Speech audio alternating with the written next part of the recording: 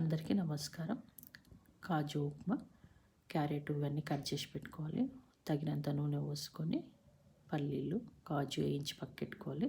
జీలకర్ర, ఆవాలు, అల్లం ముక్కలు, ఎల్లిపాయ ముక్కలు, క్యారెట్, పచ్చిమిర్చి, ఉల్లిపాయ, టమాటా ఇవన్నీ 2 నిమిషాలు బాగా వేగనివ్వాలి. ఇప్పుడు ఒక గ్లాసు రవ్వ వేసుకొని మంచిగా వేయించుకోవాలి. ఒక గిన్నెలో 2 గ్లాసుల నీళ్ళు పోసి పక్క పొయ్యి మీద మరగనివ్వాలి. ఆ మరిగే నీళ్ళను ఇప్పుడు ఈ రవ్వలో వేసి కలుపుకుంటే ఈ ఉప్మా చాలా బాగా వస్తుంది. తగినంత ఉప్పు వేసి కలుపుకోవాలి. కొత్తిమీర, వేయించి పెట్టుకున్న పల్లీలు, కాజు వేసుకోవాలి. 1 స్పూన్ నెయ్యి వేసి మూత పెట్టి ఒక 2 నిమిషాలు మగ్గనివ్వాలి. ఇలా చేస్తే ఉప్మా చాలా బాగా వస్తుంది. నా ఛానల్ లైక్ చేయండి, షేర్ చేయండి, సబ్స్క్రైబ్ చేసుకోండి.